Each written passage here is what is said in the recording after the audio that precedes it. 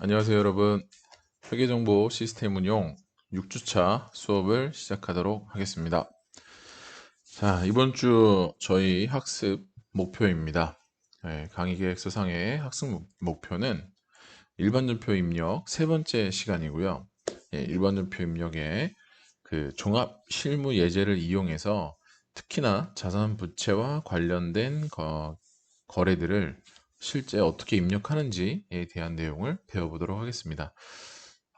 저희가 일반 전표 입력이 이제 수익 비용과 관련된 그 거래와 또 자산 부채랑 관련된 거래, 그리고 자본과 관련된 거래, 이런 내용들을 적절하게 그 종합 실무 예제에 섞어놨어요. 섞어놔서 그것만 이렇게 뽑아가지고 딱 오늘의 시간은 자산 부채 관련된 거래를 하기로 했으니까 그 내용만 딱 뽑아가지고 하고 이렇게 하기에는 조금 힘들어서 전체 그 53개 정도의 예제가 있는데 얘를 3개씩 3등분 정도 해서 저번 시간에 한번 했고 요번 시간에 중간 그 다음에 다음 시간에 마지막 이렇게 진행할까 합니다.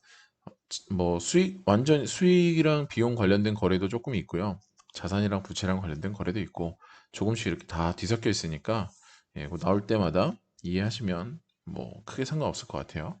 그래서 오늘은 저희가 요 종합실무 예제 여기 볼게요. 네, 여기 저희 교재로 보면 페이지 수는 370, 한 5페이지 정도가 될 것 같네요. 예, 375페이지 여기.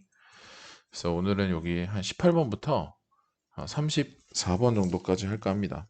34번까지 18번부터 34번. 그런데 17번은 그 18번하고 연관이 있는 거라서 제가 이전 시간에 과제로 내드리긴 했는데 요거 17번부터 시작해서 한번 해볼게요. 그래서 하나하나 전부 다 제가 내드렸던 과제의 그 양식에 맞춰서 설명하는 걸로 한번 해보도록 하겠습니다. 예. 자, 그러면 제가 이렇게 해서 양식을 띄워놨어요. 17번부터. 자, 한번 가보겠습니다. 근데 우리 가기 전에 지금 뭐 하고 있는지는 여러분들 다 알고 계시죠? 잊어버리시면 안 돼요. 예, 저희 지금 회계 전체 순환 과정 중에서 전표 입력을 하고 있고요. 상당히 앞 단계입니다. 앞 단계 전표 입력을 하고 있고 그 대체 전표나 뭐 출금 전표나 입금 전표 이게 어떤 건지 다 살펴봤고요. 예, 그리고 실제 이제 회계 처리 분계를 할 수 있어야 되니까 여러 가지 거래를 다양한 거래 상황을 예제로 주어지고 이 거래에 대해서 분계를 어떻게 하는 게 옳은지 내 스스로 찾아내고 그렇게 찾아낸 분계를 KLF 프로그램에 어디요? 일반 전표 입력 이라는 메뉴에다가 실제로 입력을 하면 끝. 그리고 그 입력된 내용들을 바탕으로 해서 분계장, 그 다음에 총계정원장, 또 수정 전 시산표, 수정 후 시산표 이런 것들이 다 만들어지고 우리가 수정 분계까지도 기말에 적절히 다 해주면 최종적으로는 그 손익계산서, 재무상태표, 자본변동표, 현금흐름표라고 불리우는 그 재무제표들이 작성 가능하다. 이거를 계속 생각하고 하셔야 돼요. 이 회계의 순환 과정을 머릿속에 없으면 우리가 지금 뭘 하고 있는지 잊기 쉽고 길을 잃어요. 목적지가 분명해야 우리가 걸어가는 길에 여러 가지 장애물이 나와도 혹은 뭐 방향이 좀 달라져도 어느 쪽으로 다시 수정을 해서 가면 되겠다. 이런 생각을 할 수가 있는데 목적지가 없으면 뱅뱅뱅뱅뱅뱅 돌 수밖에 없겠죠. 아니요, 뭐 갈 수도 있는데 돌기 쉽겠죠. 그래서 우리의 목적지는 재무제표를 의사결정의 유용성을 갖는 재무제표를 산출해내는 것. 이게 회계의 계속 목표입니다. 그 목표를 향해서 오늘도 한 걸음 가보겠습니다. 자, 17번부터 해볼게요. 5월 21일 주식회사 가톨릭은 호남지사에 전도금을 10만 원 현금으로 지급하였다. 문장이 조금 매끄럽지는 못해요. 그죠? 조사가 있어야 할 곳에 없고, 뭐, 그렇습니다. 근데 적절히 그냥 이해할게요. 일단, 전도금이라는 개념을 좀, 알아야 되겠죠. 전도금이 뭘까요? 전도금. 우리 전도금. 전도금이라는 건, 이제 주식회사 가톨릭이라는 회사가 하나 딱 있는데, 이제 물리적으로 전국에 여러 군데에서 그 주식회사 가톨릭이 본인들이 하고 있는 그 업을 하고 싶으면 여러 군데다가 전국에 지점을 둘 수가 있죠. 보통 지점이라고도 부르고, 뭐 여기선 지사라고 했는데, 예, 지사라고도 부르고, 어쨌든 저 호남지사라는 건 주식회사 가톨릭의 그 회사가 맞는데, 물리적인 위치나 공간, 이런 것들이 저쪽 호남 지역에 있는, 떨어져 있는 그런 지사예요. 그럼 이 지사는 독립적으로 어떤 회계 이런 것들을 처리하기가 어렵기 때문에 돈을 본점에서 받는 거죠. 왜? 아니, 호남지사도 그 호남지사만의 여러 가지 비용이라든가 그 지사를 운영하는 데 필요한 돈들이 있을 것이고, 그 다음에 그 돈들을 이제 지급을 해야 되니까 돈이 필요하잖아요. 그럼 어떻게 해야 돼요? 가톨릭 본사에다가 얘기하는 거죠. 우리 지점은, 우리 지사는 이 정도의 돈이 필요해. 라고 청구를 해서 그걸 받아서 가지고 있다가 이제 사용할 일이 생기면 사용하면 되겠죠. 이런 식으로, 이런 목적으로 본사가 지사한테 혹은 지점한테 이렇게 보내주는 돈을 전도금이라고 해요. 근데 결국 이 회계 처리를 카톨릭 입장에서, 본점 입장에서 이 전체적인 회계 처리를 한다고 하면 호남지사라는 곳에다가 내가 보내준 전도금은 결국 우리 가톨릭의 자산이죠. 예, 다만 그 돈이 카톨릭 본사에 있는 게 아니라 예, 지사로 내려갔을 뿐이잖아요. 그렇죠. 그래서 회계 처리가 어떻게 되느냐 볼게요. 거래를 먼저 분석하는데 일단 뭐 확실한 건 뭐예요? 현금을 지급했다고 하니까 예, 가톨릭 본사에 현금이 감소했죠. 그리고 호남 지사라는 곳에 뭔지 모르겠지만 전도금이라는 게 증가했죠. 그죠?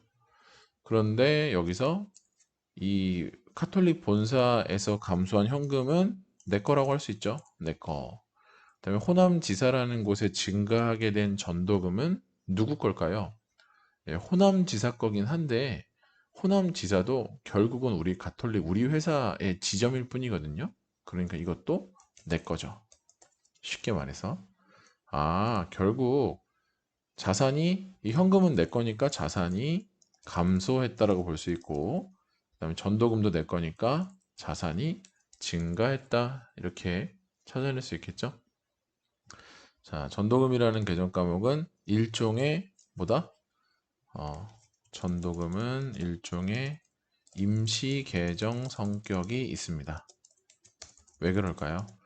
왜 그러냐면 지금 호남지사에서 구체적으로 어떤 명목으로 어떤 돈을 얼마만큼 쓸지를 확실하게 얘기해서 지금 그걸 보내준 돈이 아니에요, 전도금은. 어디다가 어떻게 쓸지는 모르겠는데 일단 돈을 가지고 있어야 신속한 집행이 가능하고 호남지사를 운영하는 데 차질이 없을 것이니까 그래서 미리 어디서 쓸지는 모르겠지만 이렇게 보내주는 거거든요. 그래서 전도금 10만 원은 아직 사용처가 정확하게 정해져 있지 않습니다. 그거를 기억하시고요. 그다음에 계정 과목은 일단 현금이라는 계정 과목은 확실히 정해졌고 그다음에 전도금이라는 계정 과목을 쓰면 되겠습니다. 자산의 감소니까 자산의 감소는 어디? 예, 오른쪽, 즉 대변에 기록하고요. 그다음에 자산의 증가는 왼쪽 차변에 기록하면 되겠습니다. 금액은 10만 원으로 주어졌죠. 그래서 고민할 필요가 없고 예, 날짜는 5월 21일이고요. 예, 차변에 뭐요? 차변에 전도금 금액은요 10만 원. 대변에는 현금 10만 원 이렇게 해주시면 되겠습니다. 요게 이제 17번까지가 제가 과제로 내드렸던 건데 이거를 지금 살펴본 이유는 오늘 해야 될 18번부터 요게 이제 이어지거든요. 그래서 한번 해봤습니다. 자, 여기 한번 읽어볼게요. 호남지사에서 소모품을 구입한 증빙 6만 원짜리를 우리 가톨릭한테 제시를 해서 지금 여기 하고 있어요. 예, 여기 이렇게 호남 5월 22일자입니다. 소모품 구입 증빙 6만 원을 제시해서 경비 처리를 하고 10만 원을 추가 현금 지급했다. 당사는 카톨릭은 필요에 따라서 자금을 지급한다라고 했습니다. 이 내용 가지고 해볼게요. 자, 거래를 분석해 보는데 일단 1번 뭐예요? 아, 우리가 5월 21일 날 요때 그죠? 이때 호남지사에서 어디다 쓸지는 모르겠지만 돈이 필요할 것 같아서 10만 원을 보내놨는데 그 호남지사가 소모품을 구입했대요. 그래서 그 증빙을 가톨릭 본사한테 보내준 겁니다. 그럼 회사 전체적으로 봤을 때는 일단 어떤 일이 벌어진 거죠? 그래서 소모품이라는 것을 구입한 비용이 발생했죠. 1번. 그리고 또 다른 내용이 있을까요? 또 다른 내용은 호남지사에 내가 우리 가톨릭 본사가 보내줬던 10만 원 중에서 저 소모품을 구입하느라고 6만 원을 썼을 테니 호남지사의 전도금이 감소했겠죠. 이런 일이 벌어졌고 그 다음에 다시 당사는 10만 원을 추가로 현금으로 지급했대요. 그러면 가톨릭 본사에 있는 현금 10만 원이 감소하는 일이 벌어졌을 것이고 다시 그만큼 호남지사의 전도금이 증가하는 일이 벌어졌겠네요. 여기까지는 다 따라오셨죠? 예. 그리고 뭐, 그 다음은 쉽죠? 소모품 구입과 관련되는 거는 비용이고요. 호남지사 전도금이 감소하는 거는 전도금이니까 자산의 얘기였고, 그다음에 현금도 자산의 얘기였고, 호남지사의 전도금이 다시 증가했다 이것도 자산의 이야기였습니다. 그런데 비용이라는 게 보니까 발생했고, 자, 순서대로 지금 하는 거예요. 순서대로 쫓아오세요. 호남지사 전도금 자산이 감소했고, 다시 현금이 감소했으니까 자산이 감소했고, 마지막으로 전도금이 증가했으니까 자산이 증가했다. 아이고, 네 가지가 이렇게 결합되어 있는 것 같습니다. 자, 그러면 이제 우리 알죠? 비용의 발생 어디다 적어요? 왼쪽 차변, 자산의 감소 오른쪽, 그리고 다시 자산의 감소 오른쪽, 마지막으로 자산의 증가는 왼쪽에 적으면 되겠죠. 이 왼쪽 오른쪽이 당연히 숫자가 왼쪽에 2개, 오른쪽에 2개 이렇게 맞아야죠. 그죠? 왼쪽, 왼쪽, 왼쪽, 오른쪽 이런 식으로 나오면 안 되겠죠. 왼쪽이든 오른쪽이든 하나씩 하나씩 항상 같이 나와야 되니까 전체적으로도 이렇게 둘, 둘 나와야 아, 내가 제대로 이 위치를 결정했구나 이렇게 알 수 있습니다. 자, 그 다음에 금액은 일단 6만 원이라는 금액이 문제에서 나왔고요. 그 다음에 10만 원이라는 금액도 문제에 적혀 있었습니다. 얘 분계는 어떻게 하는 게 좋을까요? 차변에 뭐가 들어가면 될까요? 네, 요거는 자, 차변에는 먼저 소모품 구입 비용이 발생했으니까 소모품비하고 6만 원 이렇게 써주면 될 것 같아요. 쉽죠?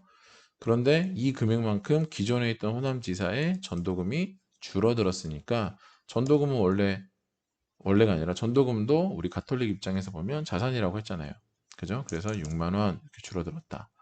그리고 다시 호남지사의 전도금이 10만 원이 늘어났죠. 왜? 우리가 본사에서 현금을 10만 원 보내줘서 자산이 감소했으니까. 자, 이렇게 이해하시면 이게 전도금이구나. 그런데 이 전도금의 회계 처리를 이해하시면 전도금하고 유사한 친구들이 있어요. 이 전도금 계정 과목과 유사한 성격으로 사용되는 계정 과목이 가지급금이라는 게 있습니다. 가지급금 그리고 현금 과부족이라는 계정 과목도 있어요. 이 세 가지는 각자 쓰이는 내용이 약간씩 상황에 따라 다르긴 하지만 임시적으로 어떤 돈을 먼저 지급하고 나중에 그 지급한 금액을 실제 어떻게 썼는지에 따라서 정산을 하는 형식으로 이 계정 과목들이 운영된다는 점에서 이 세 가지 계정 과목의 성격은 매우 유사합니다. 다만 전도금은 어떨 때? 예, 본점과 그 다음에 지점 간의 관계에서 지점이 쓸 돈을 본점이 미리 보내줬을 때, 가지급금은요 꼭 본지점뿐만이 아니라 훨씬 더 넓은 개념으로 뭐 회사와 그 다음에 종업원이라든가 회사와 뭐 임직원 사이에 뭐 출장비를 미리 좀 지급해주고 그 다음에 실제로 출장 가서 발생한 비용에 대한 증빙을 회사에 제출을 하면 그 내용에 맞춰서 가지금 계정 과목을 다시 없애주고 뭐 이런 식의 스타일로 운영되는 계정 과목이 가지급금이고요. 현금 과부족은 이거랑은 또 약간은 다르지만 또 비슷해요. 장부상에 우리 회사가 가지고 있어야 할 현금이 얼마다라고 현금의 입금과 출금이 발생할 때마다 장부에다가 이렇게 종이에다가 기록을 해 놓습니다. 종이에 기록을 해 놓는데 어느 날 특정한 시점에 실제 우리 회사 현금을 보관하는 장소, 그게 뭐 서랍일 수도 있고 금고일 수도 있겠죠. 그게 뭐였든지 간에 거길 딱 열어서 실제 현금이 얼마가 잔액이 남아있나 확인했더니 장부에 기록해서 지금 남아있어야 할 금액과 그 차이가 발생하면 그때 현금 과부족이라는 계정 과목을 사용하고 나중에 그 차이가 더 많았든 아니면 혹은 더 적었든 장부에 기록되어 있는 금액하고 실제 우리가 보관하고 있는 현금 잔액이 차이가 났던 이유가 밝혀지면 그 밝혀지는 시점에 현금 과부족이라는 계정 과목을 없애주거나 혹은 증가시키거나 하는 형태로 운영되는 계정 과목이 현금 과부족이 되겠습니다. 결국 이 세 가지는 제가 말씀드린 대로 본질이 아직 확정되지 않은 금액에 대해서 먼저 계상을 한 후에 나중에 그것과 관련된 어떤 확정된 사건이 발생하면 그 사건을 반영해서 저 계정 과목들을 다시 한번 조정해 준다라는 공통점을 가지고 있습니다. 잘 이해가 되시나요? 네, 이해가 됐으면 좋겠네요.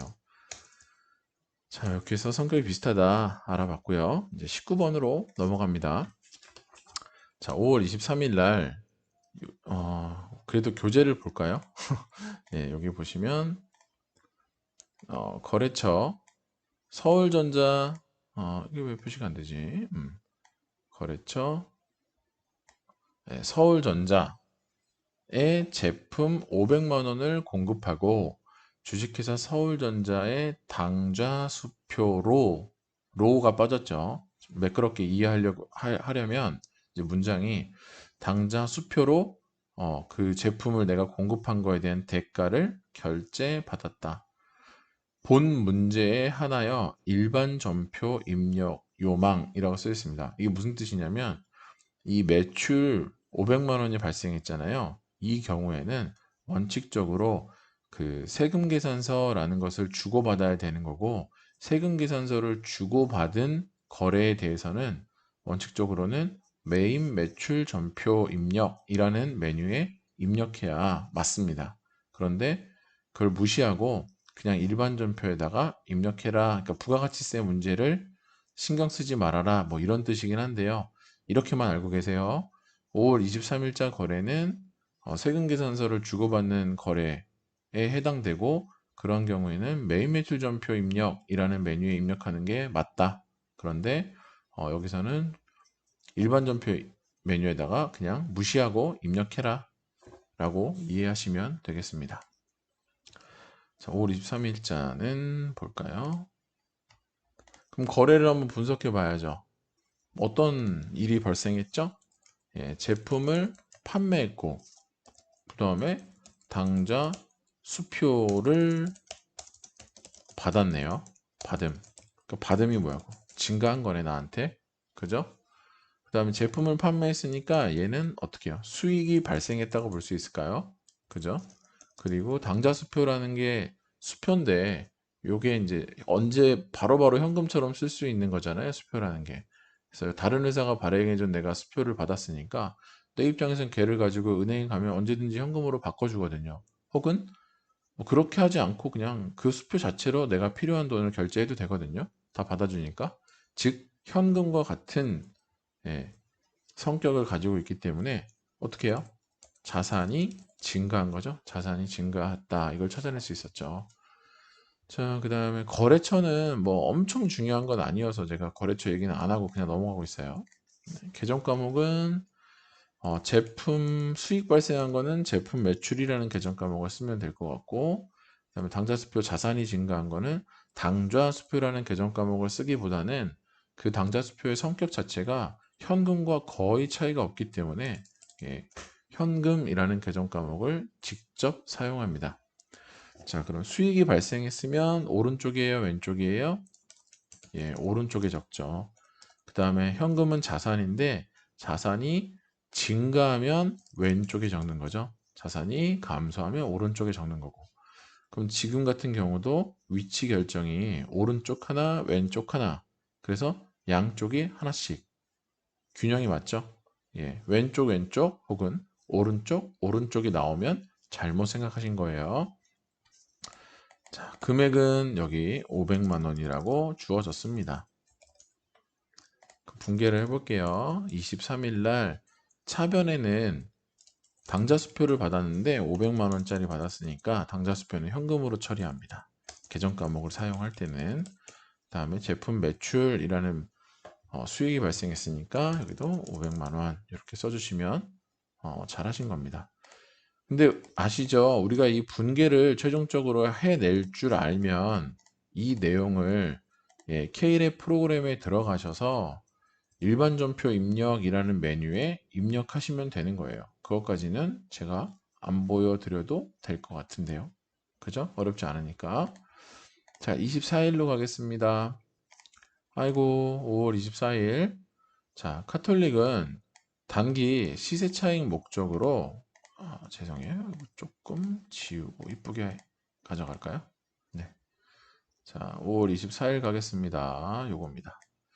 가톨릭은 단기 시세 차익 목적으로 시장성이 있는 한샘이라는 회사의 주식을 5천 주를 취득했답니다. 그런데 취득할 때 하나당 한 주당 2,000원에 샀대요. 그러면 이거는 우리가 누가 시키지 않아도 무슨 짓을 하냐면 5천 곱하기 2천 이렇게 합니다.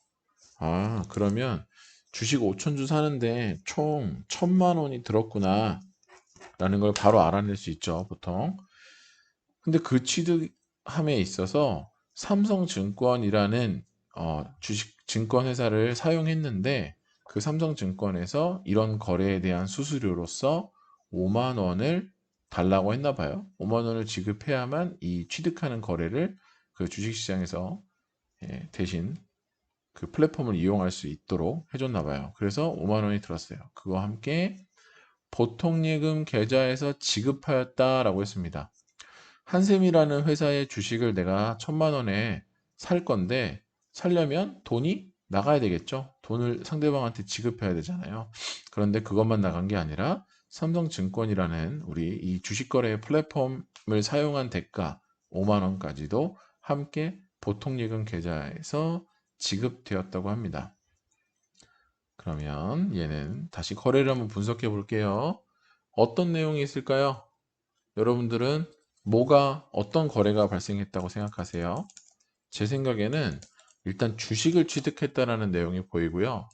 그 다음에 주식 취득 대금을 지급했다라는 게 보이고 요게 아마 1,000만 원인 것 같아요.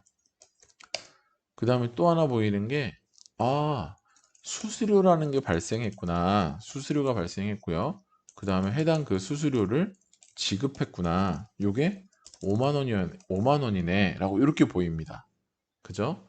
그러면 결국 여기 주식이라는 거 내가 취득 대금을 지급하고 사면 내 거기 때문에 자산.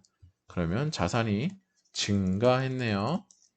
그리고 주식 취득 대금 지급을 보통예금에서 했으니까 보통예금은 원래 내 자산인데 그 자산이 감소했네요.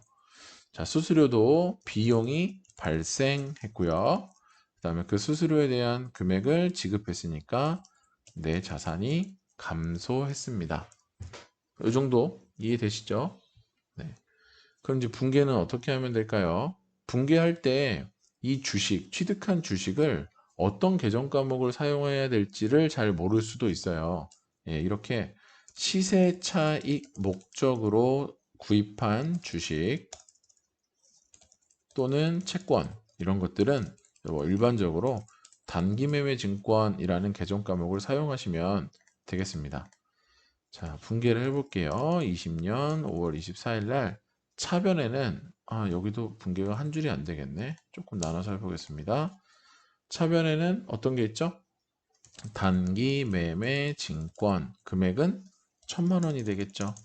왜 1,000만 원인데요? 네, 5천 주를 총 샀고 한 주당 2,000원에 샀다고 했어요. 그래서요. 그래서 1,000만 원이고 그런데 이 수수료 같은 경우에 수수료가 발생했는데 이 발생한 수수료는 우리 기업회계 기준에서 약속을 했어요. 뭐라고요? 단기매매 증권 얘를 취득할 때 발생한 수수료는 그 단기매매 증권의 원가로 하지 않고요. 별도의 비용으로 인식하는 걸로 약속을 했습니다. 그래서 여기다가 수수료 비용 5만 원 이렇게 별도로 구분해서 써주시면 되겠습니다. 얘가 또 이렇게 됐네.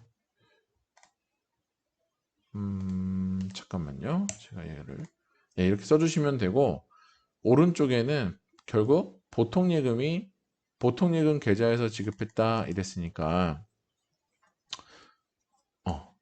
보통예금 계좌에서 지급했으니까 총 보통예금에서 나간 금액은 1,005만 원이 되겠죠. 아이고, 이렇게 써주시면 되겠습니다. 되셨나요? 자, 요게 이제 20번까지 제가 했는데요. 자, 21번부터는 다시 교시를 바꿔서 한번 진행해 볼게요. 예, 2교시에서 뵙겠습니다.